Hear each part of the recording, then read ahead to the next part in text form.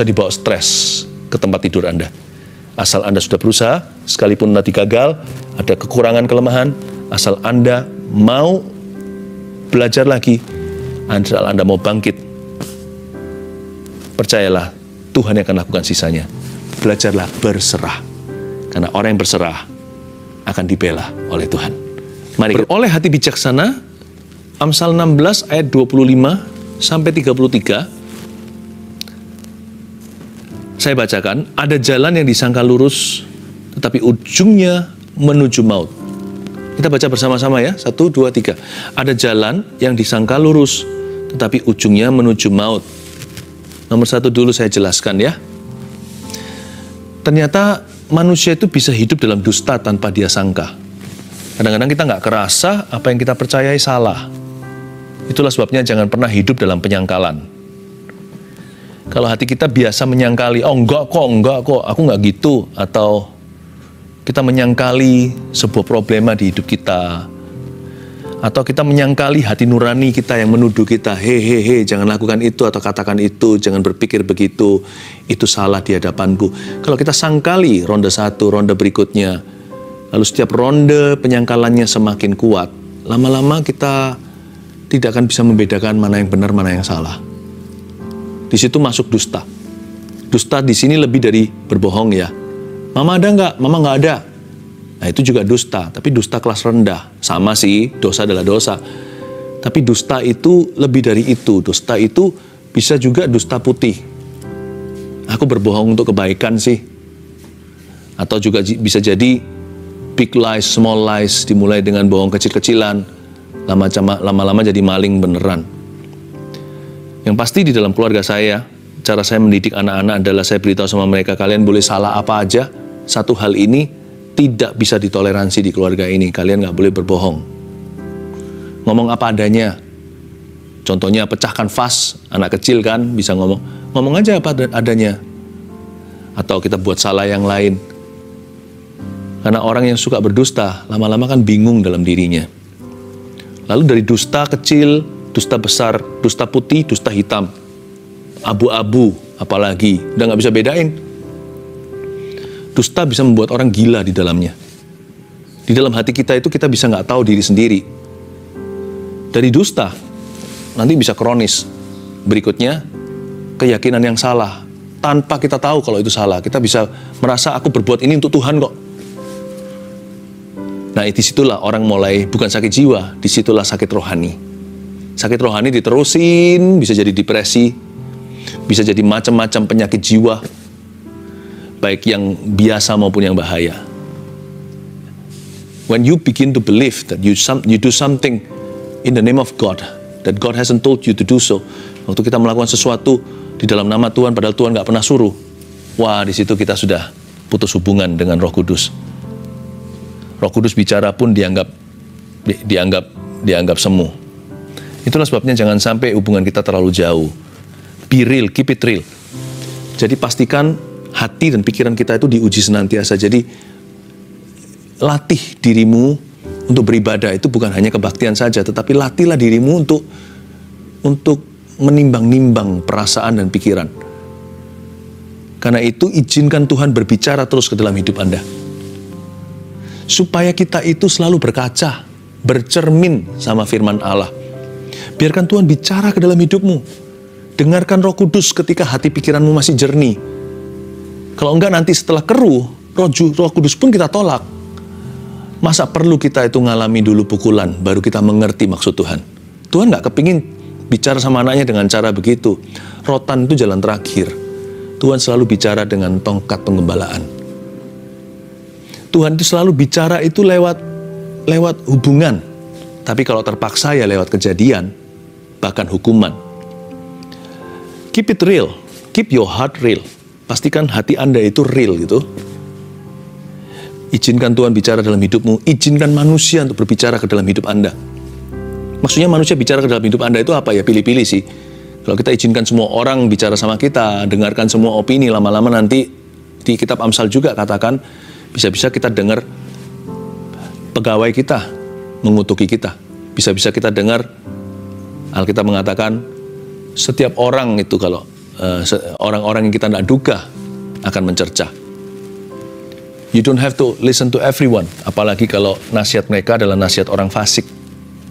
Nggak usah orang ngomong apa, langsung kita goyah. Tuh, manusia beropini, hati kita tertuduh sekali. Jadi orang yang ombang-ambing, tidak punya prinsip, gampang sekali untuk goyah, gampang sekali untuk bimbang. Bukan ya?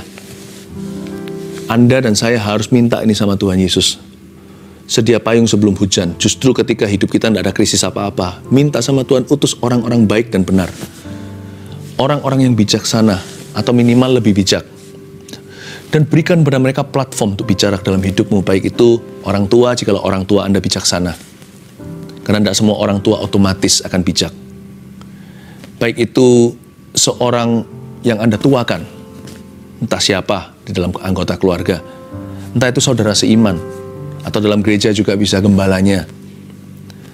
Yang pasti kita harus minta sama Tuhan untuk memberi kita orang-orang yang demikian. Minta orang majus di hidupmu, orang-orang yang berbicara dalam hidupmu. Saya juga perlu. Tidak ada satupun di antara kita itu berdikari dalam hal ini. Kita saling memerlukan, saling membutuhkan.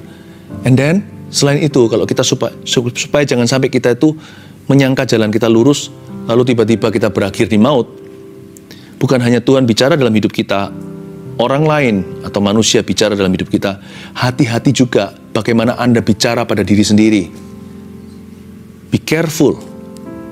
Tolong diperhatikan apa yang Anda katakan pada dirimu sendiri. Lama-lama itu jadi kebenaran. Kalau kita ulang-ulang, aku ini orang paling kasihan, aku ini korban. Lama-lama, anehnya, jiwamu akan percaya mulutmu.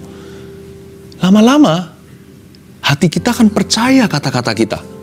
Iya ya, aku ini orang yang kasihan ya, aku ini selalu jadi korban, nggak fair kehidupan. Dan akhirnya menjadi seseorang yang penuh dengan kepahitan. Disitulah orang tidak sadari jalannya pelan-pelan bengkok. Dia nggak bisa lagi membedakan kebenaran dengan kesalahan. Jalannya disangka lurus, perlahan-lahan dia bergeser ke maut. Karena dia nggak jaga perkataan. Sebab apa yang dia ucapkan, telinga sendiri mendengarnya. Jiwanya pelan-pelan percaya. Kalau Anda dengungkan dan ulang-ulang selama bertahun-tahun, bahkan berbulan-bulan, bahkan bisa jadi berhari-hari, coba ucapkan kata-kata yang sangat-sangat pesimis dan negatif. Jiwa Anda akan depres. Anda akan mengalami depresi. Ada jalan disangka orang lurus, tetapi ujungnya menuju maut. Biar Tuhan bicara ya dalam hidup Anda. Dan minta Tuhan kirim orang-orang yang tepat bicara dalam hidupmu. Dan hati-hati gunakan mulut sendiri. Ayat 26, rasa lapar bekerja untuk seorang pekerja, karena mulutnya memaksa dia. Ini realistis. Saya suka Amsal. Amsal itu sangat praktis. Gara-gara lapar nih, seorang pekerja jadi termotivasi untuk banting tulang. Karena mulutnya memaksa dia. Dan inilah berkat masa susah. Kalau Anda dan saya renungkan banyak orang-orang sukses hari ini, dulu mereka dari keluarga yang susah. Tapi karena mereka nggak mau susah lagi, jadi mereka banting tulang. Lalu karena Tuhan memberkati, mereka jadi berhasil. Dan jadi pemimpin di bidangnya. Jangan sesali keadaanmu, percuma, itu nggak ke arah mana-mana. Pakailah kondisi yang sedang terjadi, masuklah hadirat Allah, recycle atau daur ulang situasi yang sedang di depan Anda, dan jadikan itu motivasi hati untuk bangkit dan untuk menjadi orang yang berbuah. Menjadi orang yang berhasil di mata Tuhan. Rasa lapar itu ternyata baik buat kita. Jikalau kita masuk hadirat Allah, membawa rasa lapar itu jadi puasa. Kalah itu nggak apa-apa. Gara-gara kalah, kita jadi latihan lebih keras untuk menang lain kali. Gara-gara gagal, maka kita akan sungguh-sungguh untuk berhasil di ujian yang kemudian. Bahkan kalau kita direndahkan, dipermalukan, itu nggak apa-apa. Kita belajar untuk mengampuni. Dan kita juga mempelajari sesuatu yang berharga sekali, yaitu jangan sampai kita akhirnya merendahkan orang lain karena kita rasakan sendiri sakitnya seperti apa. Jadi jangan sesali keadaanmu. Keadaanmu itu peluru. Keadaan Anda itu bahan baku. Sekarang kuncinya adalah, what do you do with it? Disinilah letak perbedaannya, apa yang Anda lakukan dengan itu. Kalau rasa lapar membuat orang jadi mengeluh, lalu dia minta-minta, lalu dia akhirnya benar-benar kelaparan, lalu mati karenanya, wah itu celaka. Tapi kalau rasa lapar membuat kita berkata begini, aku kan bekerja keras, 2-3 pekerjaan ku rangkap sekalian supaya aku tidak lapar, adik-adikku nggak lapar, dan tidak terlantar di jalanan, membuat orang itu menjadi seorang pekerja yang tangguh.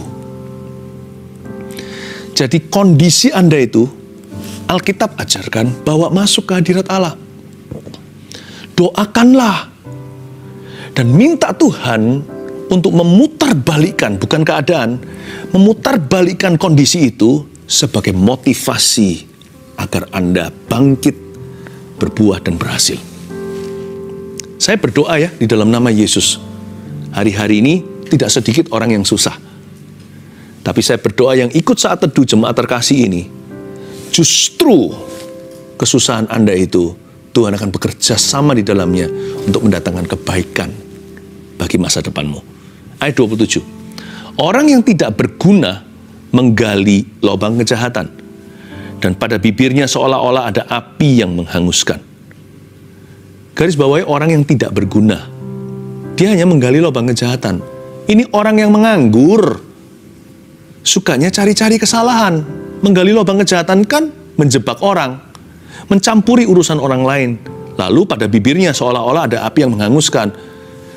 Karena jiwanya nganggur, karena kehidupannya tidak berbuah, maka dia menjadikan dirinya nggak berguna. Semakin tidak berguna, semakin berkurang juga bobot kualitas perkataannya. Sehingga bibirnya punya hobi baru, yaitu menghanguskan orang lain dan membunuh karakter sesamanya. Jangan jadi orang begini. Sebenarnya kalau ada orang jahat mulut, itu bukan mulutnya yang jahat. Kalau Anda sungguh-sungguh selidiki, kita betul-betul telusuri kenapa ya kadang-kadang kita itu mulutnya tidak bisa dikekang. Itu karena kita nggak punya kerjaan. Jadi cari-cari. Itu yang disebut orang yang nggak berguna. Coba kasih guna di hidupnya, mulutnya berhenti. Karena dia nggak punya waktu. Dan kalau hidupnya berkualitas, orang begitu biasanya menghargai pergumulan orang lain. Kalau dia sendiri mengalami Kristus, orang itu akan bisa menerima kelemahan orang lain. Karena itu, dari ayat 27, Tuhan ajari kita, jangan sampai kita izinkan diri kita nggak ada kerjaan. Jangan suka melamun, itu istilahnya. Melamun hanya sekali-kali, kadang-kadang kita sendiri nggak menyadari. Maksud saya adalah, janganlah kita nganggur secara sengaja. Ini bukan hanya bicara tentang pekerjaan bagi orang-orang yang di PHK dari kerjaannya. Tetaplah cari kesibukan-kesibukan yang berguna. Bahkan kalau Anda di PHK, carilah pekerjaan yang baru. Lamar sana-sini, cari tahu. Dan kalau belum ada pekerjaan baru, kerjakan apa yang ada di depanmu. Bantu orang lain. Siapa tahu, dengan Anda membantu dan melakukan kebaikan pada sesamamu, justru itu yang menuntunmu pada berkat-berkatmu. Carilah dahulu kerajaan sorga. Nanti akan ditambahkan kepadamu. Anda tidak akan pernah tahu. Saya jadi ingat cerita di Perjanjian Lama. Daud mau kejar orang-orang yang telah mengambil istri dan anak-anak daripada Daud dan orang-orang yang bersama dengan dia. Pergi ke sana, lihat ada satu orang yang sedang tergeletak, sudah hampir mati. Padahal dia sedang punya misi. Misinya ini antara hidup dengan mati. Dia harus merebut kembali keluarga yang diculik. Tapi Daud bisa sempet-sempetin, kasih minum, kasih obat orang itu. Siapa sangka ternyata itulah jalannya kepada orang-orang yang dia ingin temukan. Kita ngomong demi ngomong, bicara lagi, ternyata ketahuan bahwa orang itu adalah hamba atau budak dari kawanan yang menculik keluarga Daud dan kawan-kawannya. Ya, Daud tidak tahu nih harus apa, mulai dari mana. Tetapi dia lihat di depan mata ada sebuah kebutuhan, dan dia memberikan diri sebagai pelayan. Justru Tuhan tambahkan, ketemu jalan yang dia cari. Itulah kompas keberhasilan. Jangan jadi orang yang tidak berguna. Saya bisa di PHK. But I refuse to be useless. Aku menolak untuk menjadi orang yang tidak berguna. Sebelum aku dapat pekerjaan baru, kalau ada yang nggak punya pekerjaan nih ceritanya, aku akan jadi pekerjaan itu sebelum aku dapat pekerjaan. Ya, if I lose my job, let my life be a job. Biarkan hidupku menjadi pekerjaan itu. Aku pokoknya menolak menjadi orang yang nggak berguna. I refuse to be useless. Saya nggak mau itu.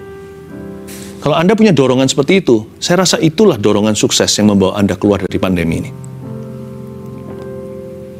Ayat 28, orang yang curang menimbulkan pertengkaran, dan seorang pemfitnah menceraikan sahabat yang karib. Saya kasih penjelasan tentang seorang pemfitnah supaya jangan Anda dan saya menjadi seorang pemfitnah, tapi juga supaya kita bisa langsung menyadari ketika kita berada di hadapan seorang pemfitnah. Seorang pemfitnah itu gimana sih ciri-cirinya?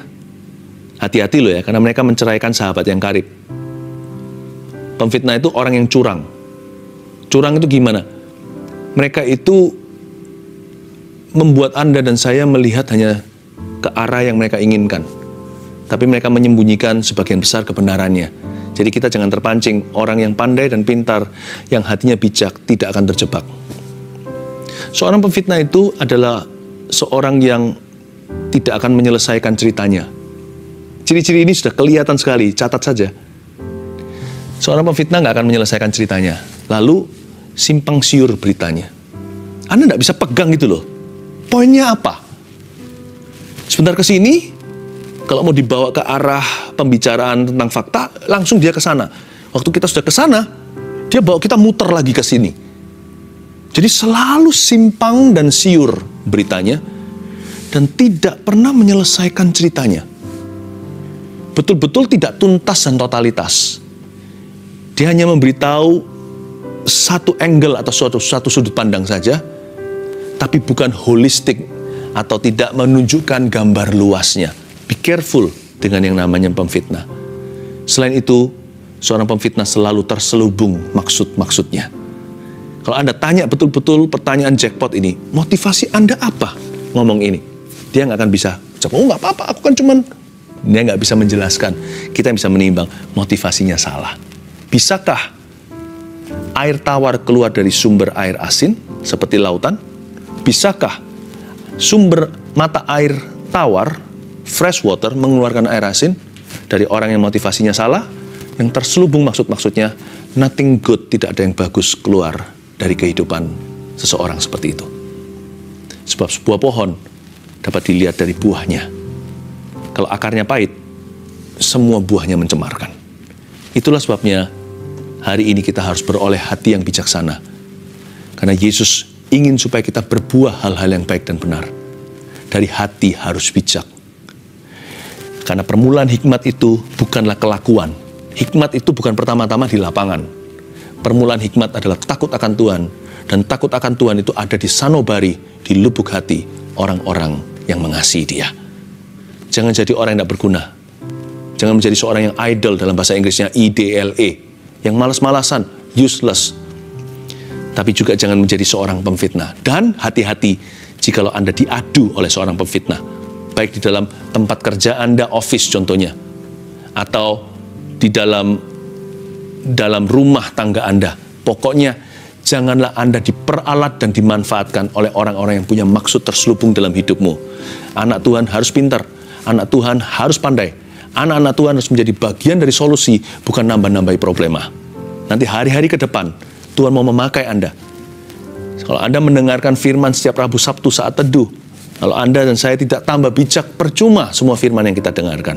Kita harus bisa terapkan firman ini, karena goal kami, goal saya, untuk membimbing menggembalakan Anda lewat saat teduh seperti ini, bukan supaya Anda gemuk dengan firman, tapi supaya menjadi saksi-saksi hidupnya Tuhan. Tujuan akhirnya adalah supaya hidup Anda dipakai oleh Tuhan, bukan hanya Anda diberkati dan disembuhkan, tapi supaya hidupmu useful, berguna bagi kerajaan Allah. Ayat 30, siapa memejamkan matanya, merencanakan tipu muslihat. Siapa mengatupkan bibirnya, sudah melakukan kejahatan. Itu continue dari ayat 29 tadi. Maksud-maksud tersembunyi, itu tambahan saja. Siapa yang memejamkan matanya, nggak berani lihat mata ke mata lah, tatap mata dia nggak berani. Karena orang yang punya tipu muslihat, terlihat di jendela jiwanya. Dan mengatupkan bibirnya sudah melakukan kejahatan. To tell part of the truth is to tell a lie. Untuk memberitahukan hanya sebagian kebenaran itu sama dengan memberitahukan kebohongan. Nah, pinternya pemfitnah adalah biasanya diberitahukan secuil aja menurut agenda mereka, sehingga kita masuk dalam jebakan salah paham mereka. Padahal kalau kita tahu seluruh ceritanya, Anda pasti tidak akan berpikir atau berpikiran seperti sang pemfitnah. Jangan jadi budak orang atau budak manusia. Jadilah hamba Tuhan dan hamba-hamba Allah. Ayat 31. Rambut putih adalah mahkota yang indah yang didapat pada jalan kebenaran. Ini uban. Lucu ya, uban bisa jadi satu ayat. Ini apa maksudnya? Apakah iseng? Tidak ada satupun ayat firman Tuhan itu tanpa arti. Uban dibahas di ayat 31. Rambut putih adalah mahkota yang indah. Itu artinya gini ya. Saya kasih bahasa sehari-harinya ya. Bahasa subjektifnya. Kalau ini firman Allah tertulis, nggak bisa diubah. Tapi saya kasih pengertian-pengertian untuk membantu Anda mencerna. Rambut putih adalah mahkota yang indah, yang didapat pada jalan kebenaran. Tidak semua orang ubanan itu dewasa. Rambut putih adalah mahkota. Mahkota yang indah itu artinya, kalau ada di antara kita yang sudah di atas 40, ini bahasa subjektifnya. Berarti Anda semakin tidak berhak untuk menyia-nyiakan kehidupan. Jangan sia-siakan hatimu. Jangan tercuri damai sejahteranya. Jangan asal percaya. Jangan iseng hidupnya. Jangan buang-buang waktu, buang-buang energi, buang-buang pikiran untuk sesuatu yang tidak perlu. Karena orang yang sudah di atas umur 40, sebenarnya hidupnya sudah semakin dekat dengan gerbang sorga atau gerbang neraka. Itulah sebabnya rambut putih adalah mahkota yang indah. Pastikan Anda royalti. Pastikan Anda itu bangsawan sejak umur 40 sekian. Saya nggak berkata kalau yang di bawah 40 boleh sia-siakan hidup, lebih baik mencuri start. Apalagi yang sudah 40 ke atas. Yang ubanan itu sudah dekat sekali untuk ketemu sama Tuhan. Sama sekali bukan berarti yang mati hanya yang tua. Berapa banyak orang yang masih muda meninggal dunia. Anak kecil bahkan bayi. Jam kehidupan diputar sekali, nggak tahu kapan berhenti. I know that, saya ngerti. Tapi apalagi kita yang 40 harus tahu diri. Bahwa kita sekarang ini harus royalti. Hidup kita itu dihitung. Sudah hari per hari. Jikalau orang sebelum umur 40 itu hidupnya terkesan lama, kita ini sudah hitungan detik kalau sesuai dengan waktu sorga. Jangan sia-sia. Jangan sia-sia.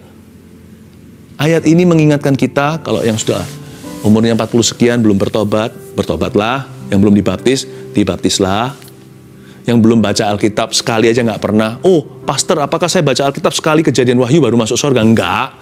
Penyamun di samping kayu salib Yesus itu kan nggak pernah baca Alkitab. Tapi karena dia percaya, dia tetap diselamatkan. Tapi kalau Anda dan saya punya kesempatan, kita nggak baca, kan kita banyak sia-siakan waktu kita. Kalau belum pernah, ayo cepat dibaca, udah umur 40 sekian. Dan yang di sini yang masih umur 40 masih pikirannya seringkali syarat dosa.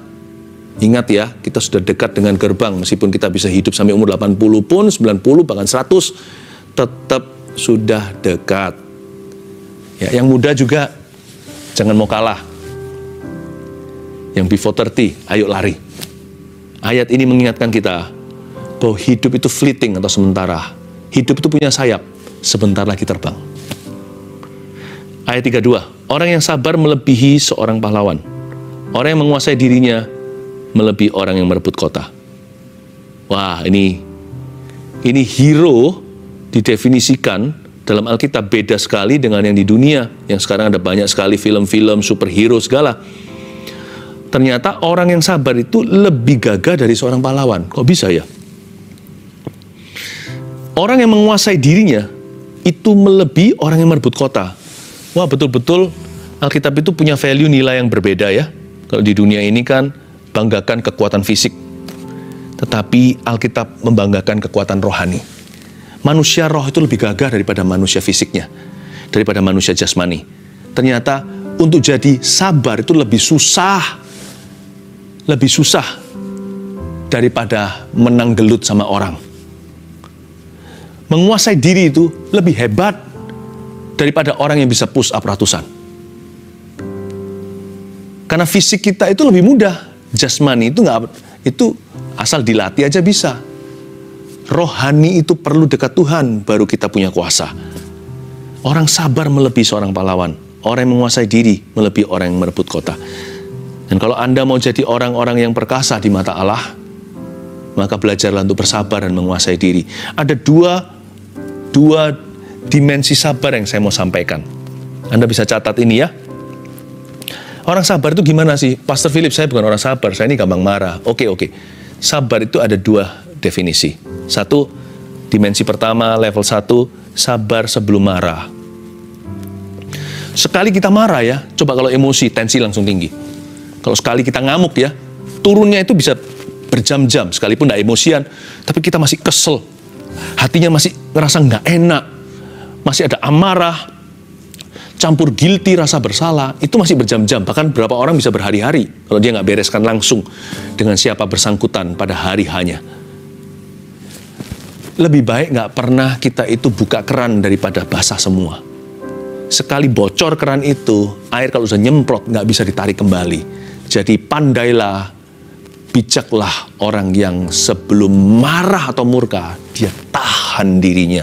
Sabar itu bukan orang sabar. Sabar itu suatu tindakan nyata. Jadi semua kita pada dasarnya adalah orang yang suka marah. Termasuk Musa yang paling lemah lembut dan paling sabar itu. Dia pun akhirnya nggak masuk Kanaan gara-gara apa? Gara-gara murka. Dia mukul batu dengan tongkatnya keluar air padahal Tuhan hanya bicara. Tuhan berkata sama dia, hanya beri instruksi. Jangan main fisik. Tapi Musa emosi dipukul batu itu dan melanggar firman Tuhan. Jadi kita semuanya ini yang paling sabar di antara kita pun sebenarnya kita adalah makhluk amarah. Jadi sabar itu adalah sebelum marah mikir, sekali airnya bocor susah untuk ditahan. Sabar portal pertama adalah sebelum marah. Tapi Alkitab ini realistis sekali. Di Perjanjian Baru ditulis begini, silahkan marah tapi jangan berdosa. Be angry but do not sin. Jadi kemenangan kita itu realistis. Karena itu sabar yang kedua adalah sabar sesudah terlanjur marah. Kok bisa? Bisa. Ketika kita marah, detik di mana kita sadar, tarik diri. Karena marah 1 menit sesudahnya lebih bagus daripada marah 2 menit berikutnya. Marah 2 menit berikutnya lebih baik daripada marah 10 menit selanjutnya. Marah 10 menit lebih baik daripada marah 1 jam. Marah 1 jam lebih baik daripada marah 1 hari, apalagi kalau nginap semalam. Marah satu hari lebih baik daripada marah 1 bulan. Itu namanya kepahitan. Itulah sebabnya marah itu harus ada remnya. Aku udah terlanjur marah. Siapa sih nggak pernah? Saya juga pernah. Kalau setelah marah itu kita nyesel, kita rasa nggak enak semua. Dan kalau kita sadar itu, remember this, Alkitab mengatakan, orang yang menguasai diri melebihi orang yang merebut kota. Kota yang jatuh ke tangan musuh bisa direbut kembali kalau Anda masih mau menguasai diri. Menguasai diri itu berarti ada dimensi terlanjurnya. Kuasai kembali kota yang sudah direbut oleh lawan Anda, yaitu emosi. Kalau Anda sudah terlanjur ngamuk, tarik diri. Sabar lagi. Dan beritahu pada diri sendiri, tahan. Dan biasanya air sejuknya adalah kita minta maaf. I'm sorry.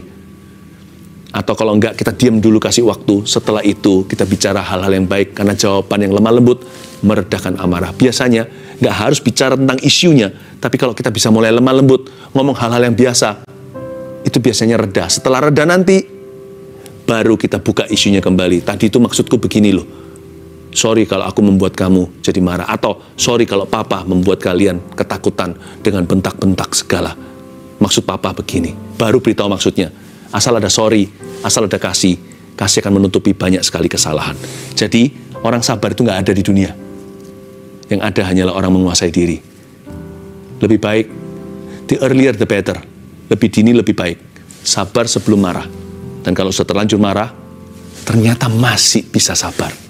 Karena Alkitab berkata, belum terlambat orang yang menguasai dirinya. Terakhir ayat 33. Undi dibuang di pangkuan, tapi setiap keputusannya berasal daripada Tuhan. Ternyata hidup ini sebagian besar adalah blind date with Jesus. Atau kencan buta dengan Tuhan. Bukan berarti kita tidak mengenal Tuhan. Iman kita nggak buta. Maksudnya nasib kita itu sebagian besar di luar kendali kita. Undi bisa dibuang di pangkuan, kita hanya bisa do the best and God will do the rest. Kita melakukan yang terbaik, Tuhan melakukan sisanya. Undi dibuang di pangkuan, tapi keputusan tetap berasal daripada Tuhan. Akhirnya, akhir kata, kita hanya bisa berusaha.